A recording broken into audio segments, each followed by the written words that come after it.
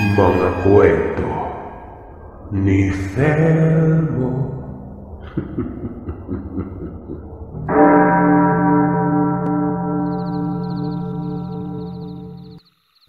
Isang mapagpalang araw mga kagiliw.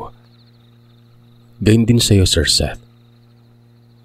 Tawagin niyo na lamang po ako sa pangalang Gab. Short for Gabriel. Sa lugar namin dati, noong nakatira pa kami sa may butuan, may katiwala kami noon na matandang lalaki. Aakalain mong napakasimple. Pero sa likod nito ay dati itong secret muna. Pakinggan niyo ang kwento ng maigi. Taong 1990. Itong taong ito ay kakamatay pa lamang ng aking nanay Romina. Kakatapos ko lamang ng high school. Pinaghahandaan ko ang kolehiyo. Bakasyon nun. Hindi namin alam noon sa kung anong nangyari sa nanay. Masigla naman ito. Inaasikaso ang negosyo. Tapos lagi kong nakikitang nakangiti. Literal na malusog ito. Pero isang linggo ang nakalipas. Bigla na lang namatay. Natagpuan na lamang ito sa may beranda. Nakahandusay at wala ng buhay. Walang foul play. Walang bahid ng sakit sa katawan kaya namatay. Basta't namatay na lamang na animoy walang dahilan. Magkabaliw-baliw si Tatay Sardo noon. Ultimong yung autopsy nito. Walang nakuhang sanhi. Para bang tumigil na lang ng kusa sa pagtibok ang puso. Kasabay ng pagtigil na ng sistema sa buong katawan ni nanay. Ang nakita lang sa eksaminasyon, 4 na buwan itong buntis. Na siyang mas nagpapasakit ng kalooban namin noong mga panahon na yon. Alam namin na buntis talaga si nanay. Pero hindi din daw ito ang sanhi. Na-depress pa ngayong kapatid kong si Kiko Kamuntikan na itong magpatiwakal. Mamas boy kasi ang kapatid ko. Ang edad dito nasa 10 taong gulang. Isang linggo ang lamay. Matapos ng libing ay kinausap kami ng sinasabi kong katiwala noon. Sa may sala banda. Ang sabi nitong matandang ito na pangalan nating Mang Emerto. Gusto niya sanang ipaalam kung ano ang totoong dahilan. Kaso baka hindi naman umano kami maniwala dahil may kaya kami at malayo ang saklaw sa kababalagan. Ayon sa kanya, kinulam daw si nanay. 2 ang rason.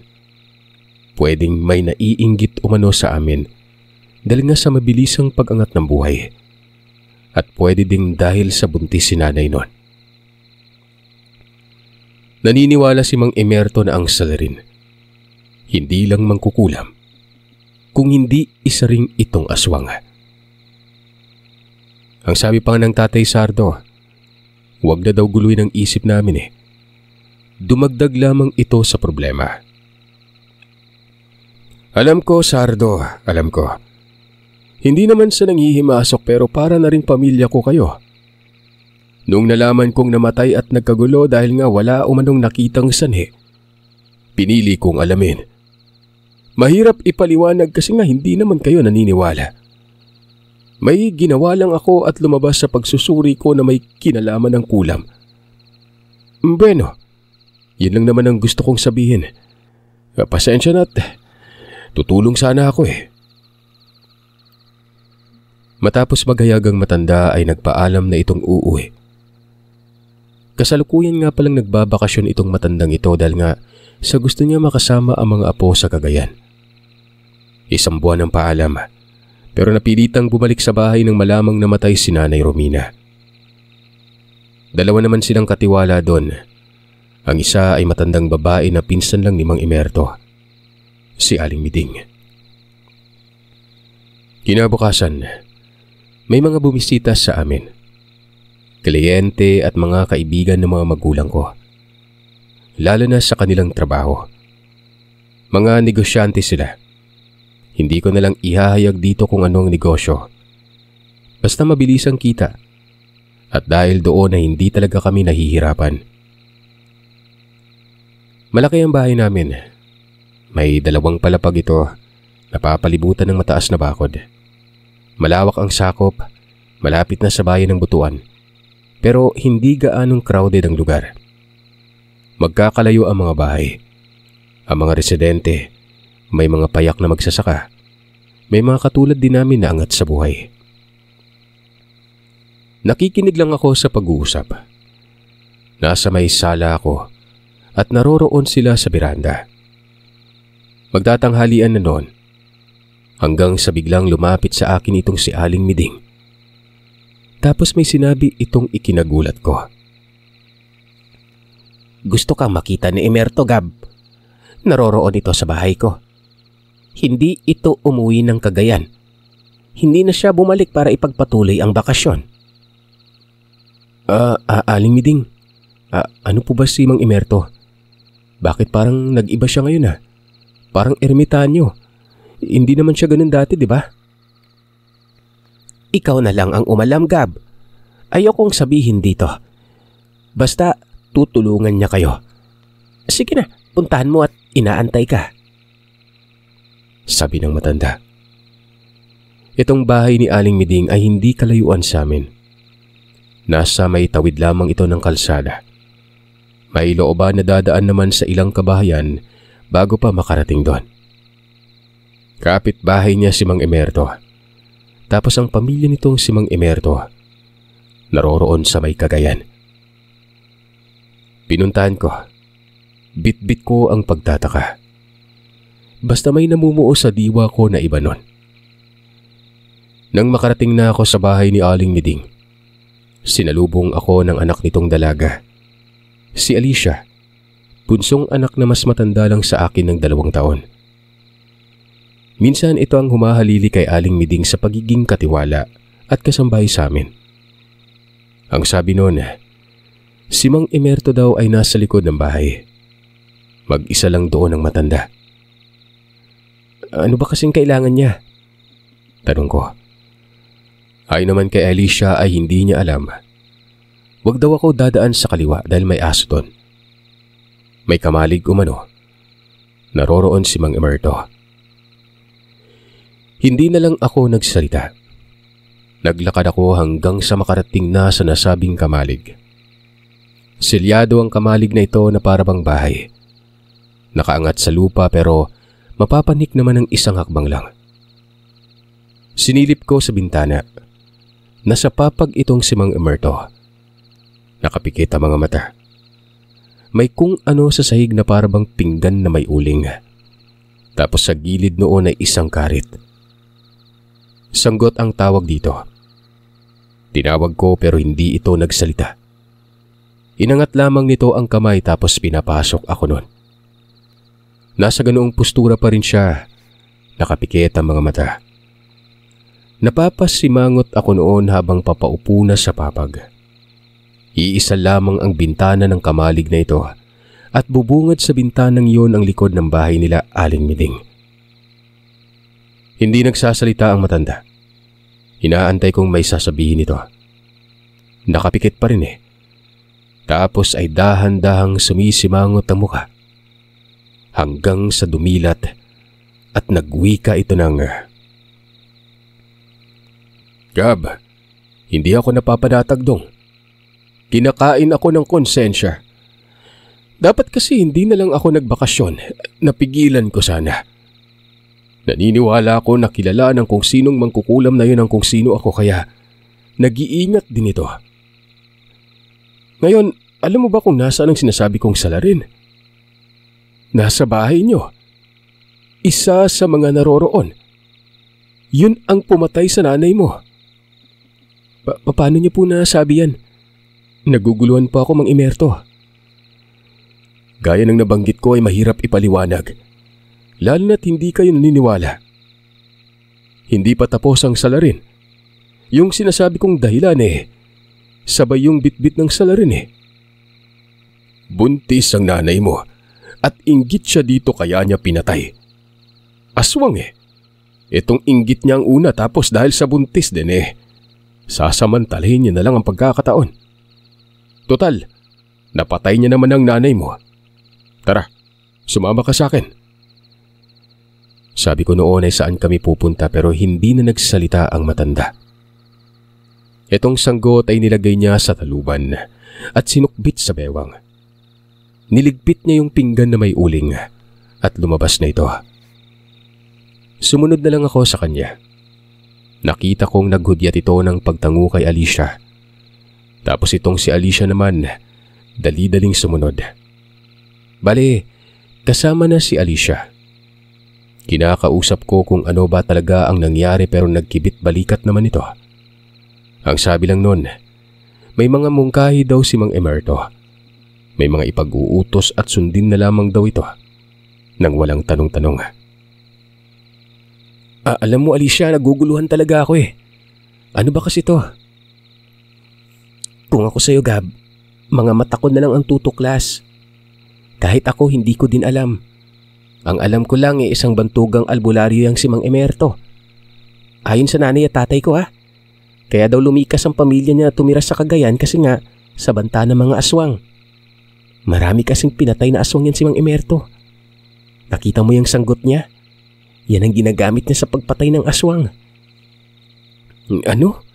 Mas gumugulo lang yung isip ko Alicia hindi ko maintindihan. Sabi ko sa'yo, ikaw na yung tumuklas. Kukutusan na talaga kita ng kulit mo Sa liblib kami dumaan. Napakasukal.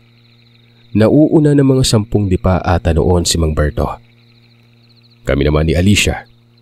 Halos magkakadikit lang. May dalang itak si Alicia. Tinataga niya ang mga hasol o sagabal sa daanan. Ang layo pero naniniwala akong patungo kami noon sa bandang bayan. Sa masukal nga lang dumaan. Hanggang sa ganun na lang ang pagkabigla ko. Tumagos kami noon sa sementeryo. Pribado at pampublikong sementeryo ito na magkakatabi lang. At dito nakalibing si nanay. Anong ginagawa natin dito Mang Emerto? Alicia, bakit tayo nandito? Ay naman kay Alicia ay hindi niya rin alam. Nagtuloy-tuloy ang lakad ni Mang Emerto. Hanggang sa pakiramdam ko, patungo na kami noon sa puntod ng nanay. Huminto talaga kami sa may tapat na. Musileo ang pinaglagyan ng puntod. Hindi pa tapos gawin ng gate noon. Sabi ko na nga ba, tama ang pagdududa ko. Tumutugma sa oras, araw at mga sandaling napili ng hayop na yon. Bakit po Mang Emerto? Ano po ba ang problema? Nanakawin lang naman ang labi ng nanay mo. Lalo't 1 linggo lang ang lamay. Sariwang-sariwa. Tignan mo dyan sa likod. Kung may makikita kang 3 batong bilog, panlin lang yan. Kung hindi ako nagkakamali. Bukas, sa susunod na araw hindi naman kay mamayang gabi ang pagdukot sa labi. Nung napansin ko may marka ang nanay mo, dapat hindi ko hinayaan Karaniwan naman kasi sa buntis ang may marka ng aswang. Pero yung sa nanay mo iba na pala yun. Hindi lang pagmamatyag kung hindi may malaking putibo yung aswang. Pinuntan ko ang likod ng puntod. May 3 magkakasunod na bato. Bilog, makintab, at parang nanglilimahid sa langis. Mabantot din sa likod ng puntod. Napapatabon ako ng ilong noon kako. Napakabaho. Pero hindi naman nagsalita si Mang Emerto. Nagtirik ito ng kandila. 2. Nilapag niya sa gitna ang sanggot at sinindihan yung mga kandila. Sa ibabaw ito ng puntod o nicho mga kagiliw. Tapos yung 2 palad ng matanda ay itinapat niya sa may kandila nun. Hindi ko mawari kung bakit hindi siya napapasok. Mantakin yung nakalapat ang mga palad niya sa apoy. Inikot-ikot pa ito. Tapos kinuha niya na ang sanggot at ginilitan ng kanyang mga palad. Saksing buhay ang mga mata ko. Ultimong si Alicia ay nakita din yon. Walang kahirap-hirap na nasugatan ang matanda. Ang talim ng sanggot at yung dugo ay pinatak niya doon sa sanggot na yon. Pinahiran ang hawakan na at nagwika ng mga katagang hindi ko maintindihan. Matapos lang noon ay lumabas ito ng mausoleo. Naglakad-lakad. Susunod sana ako kaso ang sabi ni Alicia ay wag. Hayaan lang ang matanda dahil mamaya'y babalik din ito. Tinanong ko si Alicia kung anong ginagawa nun. Dito, merong ipinaliwanag si Alicia pero hindi din siya sigurado kung tugma ba. Ayon sa babae ay inaalam daw ni Mang Emerto kung saan dumadaan ang aswang. Yung isinasagawa umano nito sa sanggot, baka naririyan daw ang aswang at balak na nitong patayin. Minsan na niya umanong nakita si Mang Emerto na ginagawa yon. Ganun na ganun talaga. Katulad noong namroblema ang pamilya nila dahil inaaswang ang ate niya. Araw-araw niya umanong nakikita si Mang Emerto na naglilibot sa bahay, nakakarating kung saan-saan. Hanggang sa nawala na lamang yung panggambala ng aswang. Ganun daw talaga siya. Basta patungkol sa mga ginagawa niya, hindi niya sinasabi. Makalipas umano ng ilang araw noon ay merong natagpo ang patay sa kanila. Sa may bandang palayan. Naroroon ang labit na kahubot-tubad na lalaki. Mahaba ang buhok, ang daming sugat sa katawan. At nabubulok na yon. Naniniwala sila noon na baka ito yung aswang na sinasabi. Pero nang tanungin naman nila si Mang Emerto, ngumingi si lamang ito at walang inaamin. Yung bakas ng sugat, halatang mga hiwa at hindi taga. Maayos daw kasi ang pagkakahiwa. Maging sa leeg, pantay ang hibla at hindi pormang tinadtad. Sa madaling salita, galing ang sugat na yon sa isang napakatalas na patalim. At ito na yung sanggot. Nagsisimula na ako nung maging interesado sa pagkatao ni Mang Emerto. Pero nakakapanibago kasi nga kung nasa bahay naman ito. Napakatahimik. Ginagawa niyang kanyang trabaho, hindi nagkakaroon ng problema ang mga magulang ko sa kanya. Bagkos ay kay Mang Emerto pa humihingi ng payo minsan si tatay kapag may hindi malutas na problema. Pero parang normal na tao lang talaga eh. Malayo sa nasisilayan ko sa mga puntong yon. Ilang mga sandali ay bumalik na si Mang Emerto. Nakikita ko ang sanggot na madumi. May mga bahid ng dugo sa damit ng matanda. Hindi ito galing sa kanya. Marami kasing dugo yon. Kukunti lang naman ang dugo mula sa dalawang palad kasi nga maliliit ang sugat eh. Kala ko yun na. Tara, umuwi na tayo. Ikaw Gab, huwag mong sasabihin sa tatay mo o alin man sa mga kakilala mo ang ginagawa natin ha. O sige na, umalis na tayo. Teka, ano pong akala niyo na yun? Yung aswang po ba? Sa kabila ng pagtatanong kong ito ay hindi tumugon si Mang Emerto. Naglakad lamang yon. Pagkatapos ay uminto ito sa bandang unahan at may tinatanaw sa malayo. Doon sa dulo ng sementeryo, nagmungkahi ito at sabi ng matanda, mauna na daw kami. Kako naman anong gagawin niya? Magpapaiwan ba ito? Pero umiling si Mang Emerto. Mauna lang daw kami sa daan.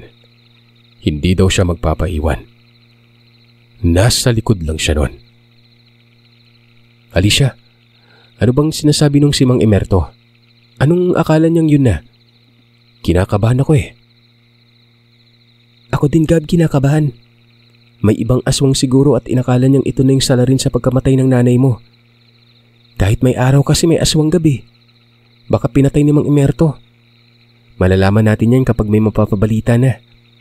Intindihin mo na lang. Ganyan talaga siya. Masyadong misteryoso. Ngayon ko lang din napansin sa kanya na nagbalik na naman yung pagiging katulad ng dati. Wika ni Alicia noon. Kung may tatanong, bakit kasama si Alicia sa kwento? Wala naman kasi itong papel talaga kung tutuusin. Pero malalaman niyo ang dahilan kung bakit. Si Mang Emerto ay lumihis ng landas nang malapit na kami sa bahay nila Alicia. Ako noon ay diretso sa bahay ng babae. Naroroon ang tatay ni Alicia. Balisa ang mukha at bumungad ang mga katagang. Ano na Alicia, natugis ba? Susunod sana ako kaso hindi ko alam kung saan kayo dumaan. Nalaman ko sa nanay mo na may papatayin ng aswang si Emerto. Pangalanan nating Mang Kokoy ang tatay nitong si Alicia. Sabi naman ng dalaga, tingin niya may pinatay pero wag daw tanungin ng matanda at wag na daw ipagsabi sa iba. Dahil baka kung ano pang mangyari. Kinakabahan talaga ako kapag nagbabalik ang ugaling ganyan ni Emerto O dali, pasok kayo sa loob. Bakit ba pinasama kayo dun? Kung may papataying aswang mag-isa lang naman yan siguro tay gusto niyang kumbinsin si Gabriel na aswang talaga yung salarin sa pagkamatay ng nanay niya. Kaso yun nga, katulad lang din ng dati, sinasabi niya kung anong problema pero kapag kumikilos na siya mag-isa, sinasarili. Oo siya, sige. May tiwala naman ako dyan. Hindi naman kasi sumasablay yan Kapag may balak may nangyayari talaga. Kumain na ba kayo? Donggab, kumain ka na ba dong? Namumutla ka dyan Sinabi ko noon na wala akong gana. Na hindi ako gutom. Buong maghapon akong nakatambay sa bahay ni Aling Alicia. Ang tatay niya noon ay umalis din kaagad. May pinagkakaabalahan kasi ito sa palayan. May palayan sila at doon yun nakatoka lagi. Samantala, may dalawang kapatid itong si Alicia. Babae at lalaki pero may mga sariling pamilya. Ang mga bahay noon ay nasa may malapit na talaga sa bayan. Pero malalakad lang naman. Inabot na lang ng takip silim ay hindi pa bumabalik si Mang Emerto.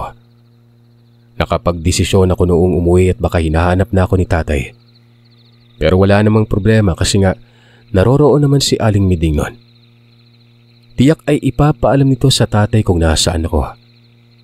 Pero aminado ako noon na hindi sasabihin ni Aling Miding kung anong ginagawa ko noon.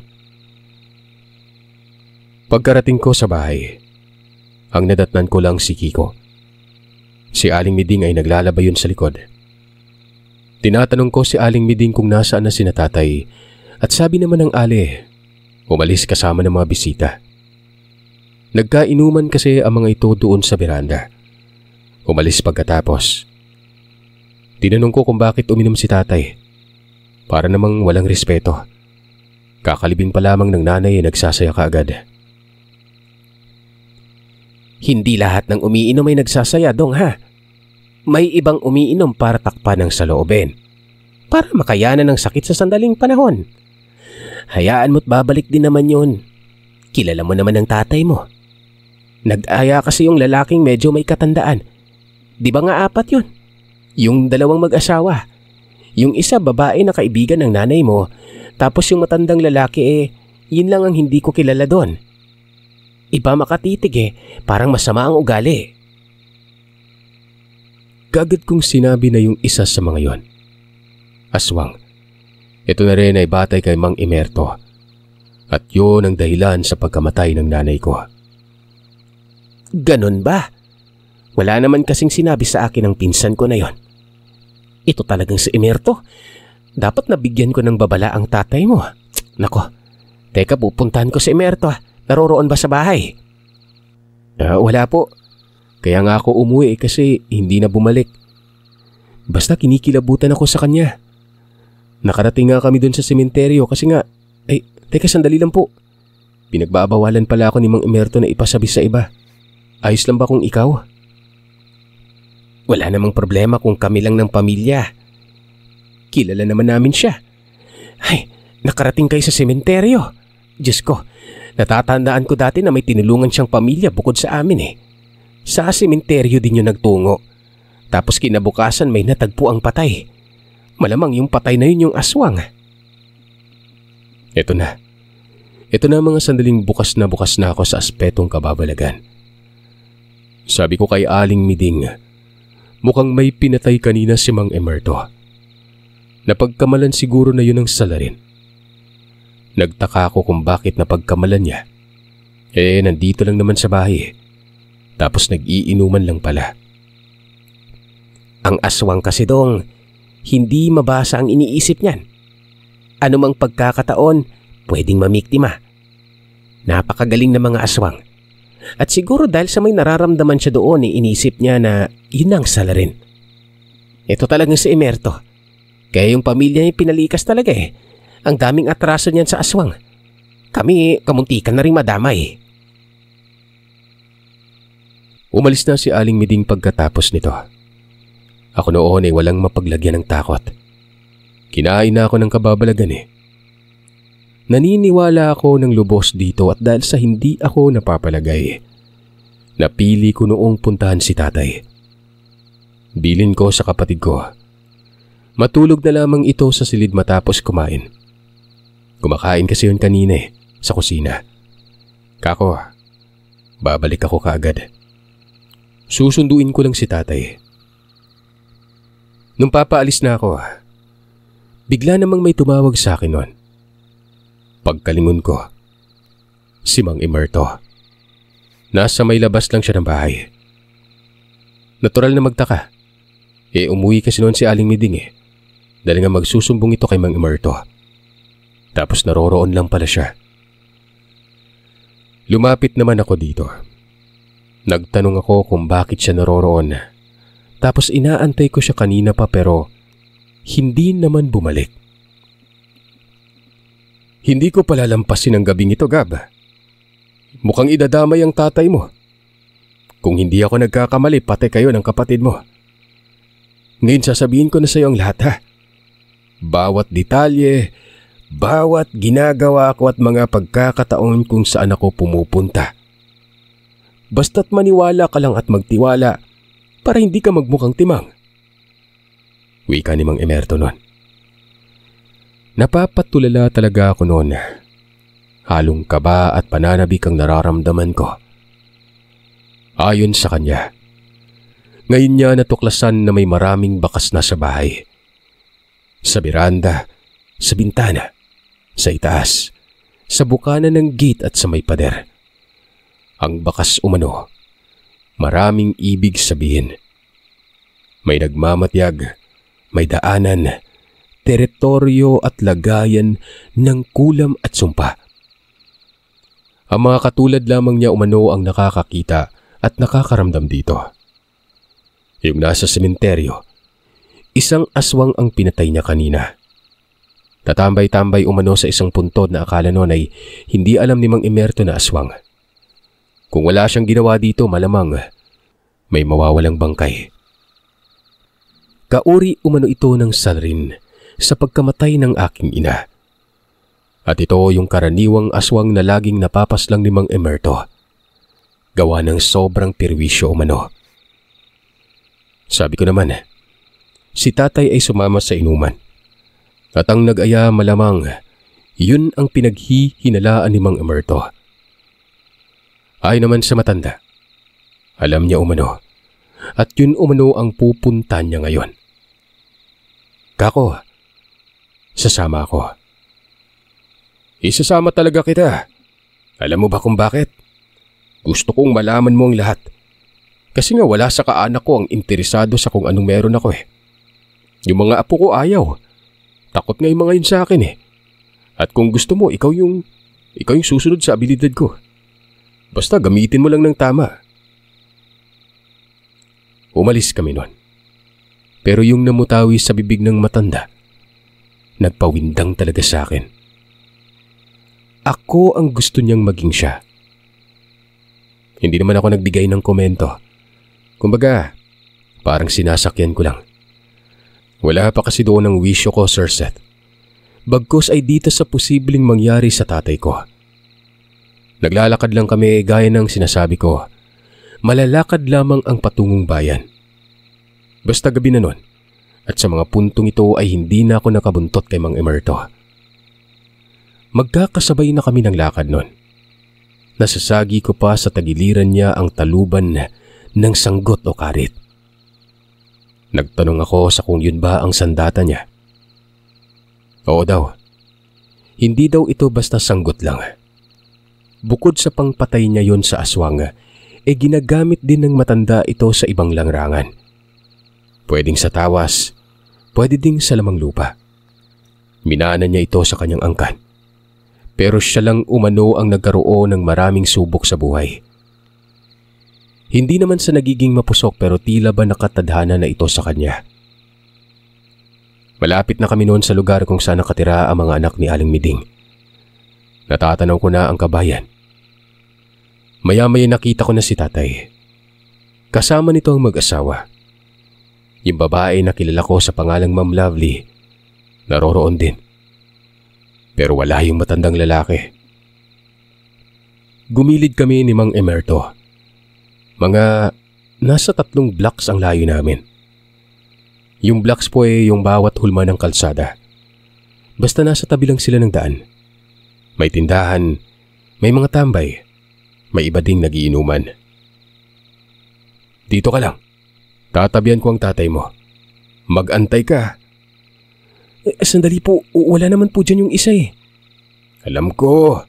Basta mag-antay ka lang. Masdan mo yung babae na kasama na mag-asawa. Mabilis akong nagtaka. Bakit ko mamasdan si Ma'am Lovely? Hindi kaya siyang tinutukoy ni Mang Emerto? Yun nang naglalaro sa isip ko nun. Yung pagdududa ko kasi yung sa lalaking matanda eh. Lalo nang sabi ni Aling Miding na masama daw makatitig na parang ang sama ng ugali nun. Magpaganon pa man ay nanatili ako sa pwesto. Hindi ko inaalis ang tingin ko kay Ma'am Lovely. Imbis na sa tatay sana ako nakatingin nun. Nabaling sa ginang. Gaya ng sinabi ni Mang Emerto, uupo daw siya sa tabi ni tatay. Ginawa niya ito na parang wala lang. Si tatay naman ay tuwang-tuwa nang makita ito. Tinagayan pa ng alak pero tumanggi si Mang Emerto. Nakipagtitigan si Mang Emerto kay Ma'am Lovely. Kitang-kita ko talaga noon na para bang aligaga itong ginang. Bigla na lamang itong umalis ng walang paalam. Sinundan ko ng tingin. Tumawid ng kalsada. Huminto at tinitigan sila doon. Hanggang sa naglakad na ng tuluyan ng ginang. Tumingin sa akin si Mang Emerto at tumango. Tapos ay tumayo ang matanda at nagpaalam ka tatay na aalis na. Narinig ko yun gawa ng malakas naman ang pagkakasabi nito eh. Doon sa likod ng tindahan patungo si Mang Emerto. Sinundan ko yun. Naabutan ko sa may likod na banda ng bahay. Nakita ka ba ng tatay mo?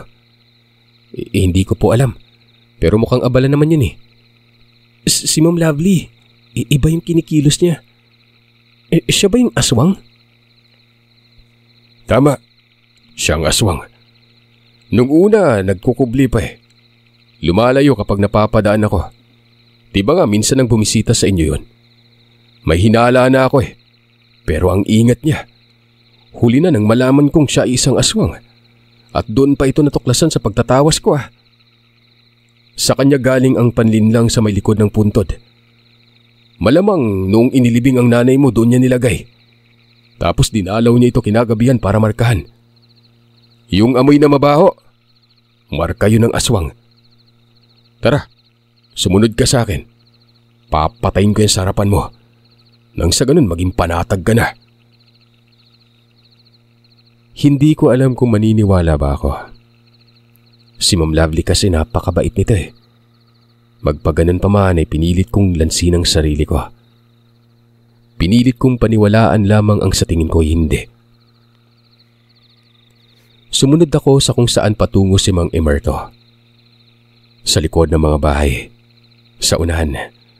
Tapos ay kumabig na kami sa kalsada. Lakad lang na hindi ko alam kung saan patungo. Pero ganoon na lamang ang panlalaki ng mga mata ko.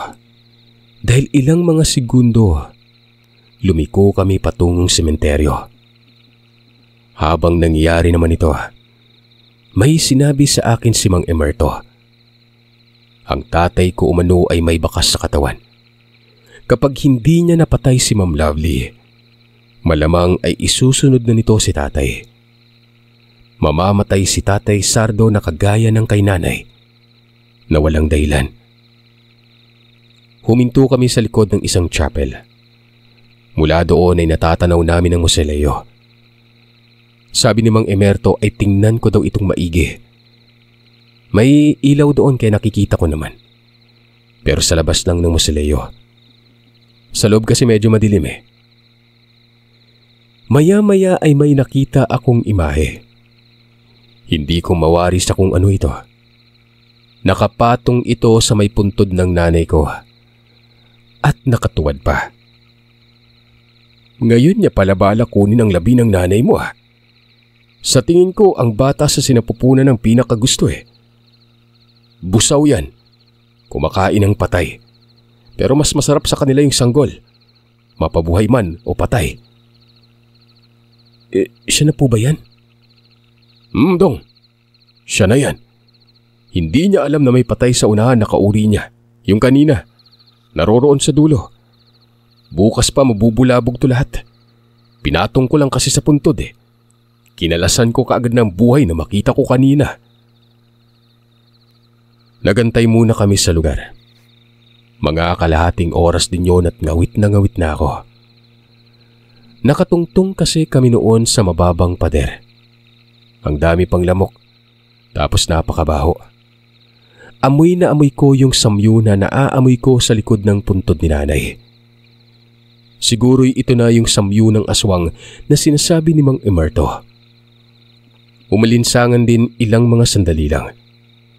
Yung malamig na haplos ng hangin, kulob na sa pakiramdam ko. Hanggang sa tinapik na ako ng matanda. Walang ano-anong nalakad ito habang nakayuko. Nakasunod ako at binabaybay namin ang mga pagitan ng bawat nicho. May makitid, may maluwag, at may mga butas din na wari sirang puntod.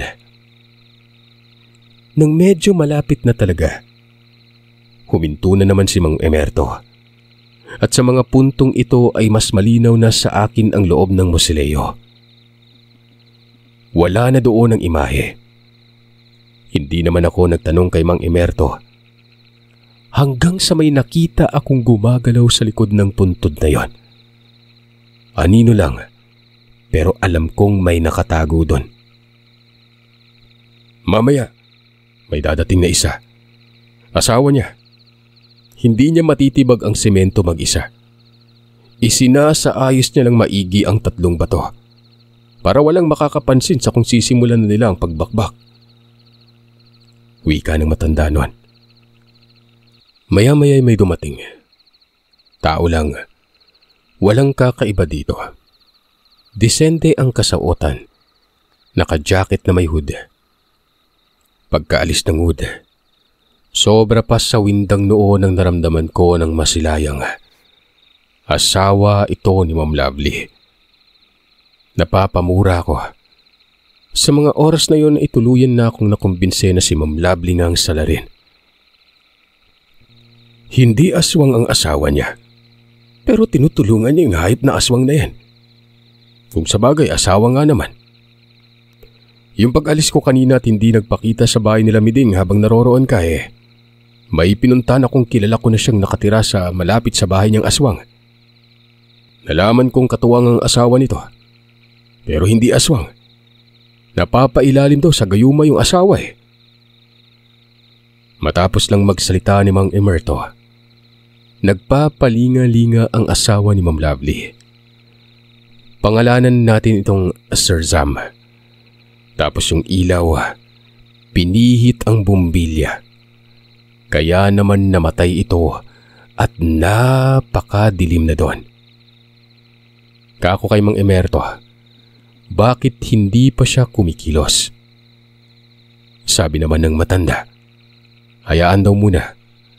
May inaantay lamang siya. Mga 10 minuto mula ng patay ng ilaw, nakakarinig ako noon ng pagtiltil. Yun bang bakal na pinupukpok sa semento? Dito na nagmungkahi si Mang Emerto na sumunod daw ako sa kanya. Noong bumungad sa may musileo, si Mang Emerto ang nagbukas ng ilaw. At sa maniwala man kayo at sa hindi, parang sasabog ang ulo ko noon nang makita ko ang napakapangit na nilalang na nakadapa sa gilid ng puntod ni nanay. Nanlilisik ang mga mata. Humarang kaagad si Mang Emerto sa may bukana ng musileyong yun na hindi pa tapos gawin ang gate. Itong asawa ni Ma'am Lovely ay gulat na para bang hindi makapaniwalang naroroon kami. Ako naman noon parang nawala ang takot ko eh. Pinagmumura ko ang mga ito at sinabing pinatay nila ang nanay ko. Yung aswang, parang aso itong susunggab kay Mang Emerto. Pero hindi natitinag ang matanda. Samantalang si Sir Sam noon, sinabi nito na napag-utusan lang siya. Baliw! Hindi ka utusan! Asawa ka ng hayop na to! Umalis ka dito kung ayaw mong pati ikaw masali sa mga pinaslang ko. Baka sa kauna-unahang pagkakataon makapatay ako ng tao. Gumilid ito. Tapos ay kumaripas ng takbo at naglaho. Kako naman bakit niya pinakawalan. Hindi umimik si Mang Emerto. Walang ano-anong nilundagan niya ang aswang at niyakap. Kitang-kita ko talaga yon. Hinatak ni Mang Emerto ang leeg ng nilalang. Tapos ay inaabis ito. Inaabis. Kumbaga, hinihiwa ng sanggot. Kasunod noon ay walang habas itong inaabis sa kahit saang parte ng katawan niya. Hanggang sa hindi na ito gumalaw. Ginuyod ito ni Mang Emerto palabas. Napakapangit ng mukha niya. At si Ma'am Lovely ito dahil nga sa suot na damit. Sabi ni Mang Emerto, linisin ko daw ang bahid ng dugo sa mausoleo. Hindi naman ako nagsalita pa. May panlinis naman doon. May tubig pa at talagang nilinis ko ang kahit anong bakas ng dugo meron doon. Nakita ko pa yung bakal na wari silsil sa likod ng nicho. May maso din. Parang titibagin ng semento at kukunin si nanay noon. Natapos kong ginagawa ko, pero hindi pa rin bumabalik si Mang Emerto. Natakot nga ako noon kasi baka bumugad ang asawa ni Ma'am Lovely. Baka may kasamang pulis. Parang ganun. Pero wala. Hanggang sa sobrang lumalim na ang gabi nang bumalik si Mang Emerto. Pinagbuklo daw niya ang dalawang aswang dun sa dulo. Yari na ding doon niya napatay ang isa. Itinabi niya na lang din ang isa pa para iba ang isipin ng mga taong makakakita. Gawa ng kapag iniwan na lang daw sa mausoleo maraming maglalabas ang opinyon at malalambingit ng pangalan ng pamilya namin. Tinanggal ni Mang Emerto yung silsil at maso. Tapos yung 3 bato, ibinigay niya sa akin. Tinanong ko kung anong gagawin doon. Malakas na sa bulag ang mga batong yan. Magagamit mo yan kapag naging katulad mo na ako. Nga pala, nag-aalala ka ba dahil sa hindi ko pinatay yung asawa ng aswang? Napapailalim nga yung asawa niya sa matinding gayuma.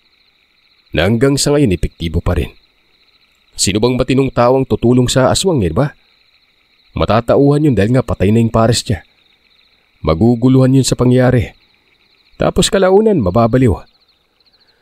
Ang mga taong dumadaan sa loob ng gayuma na matagal nakakapit sa katawan kapag nakalas na mababaliw ng tuluyan.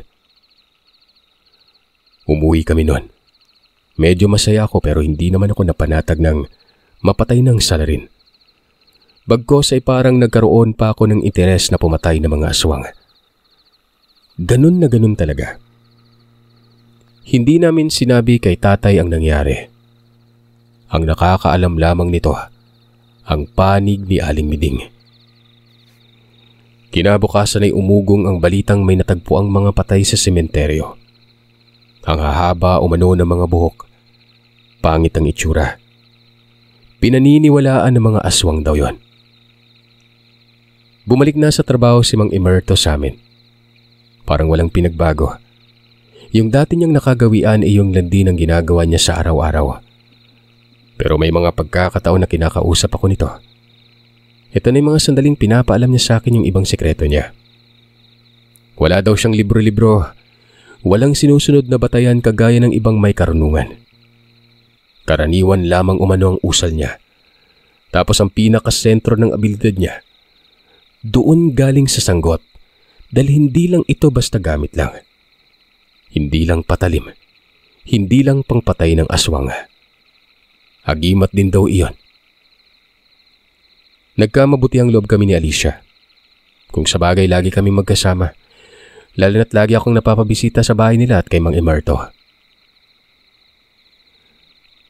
Lahat ng ito, Sir Seth, dahil lang sa katiwala naming matanda nun, na hindi ko inakalang isang biyasa sa karunungan na meron pang dalang sandatang isang karit o isang sanggot.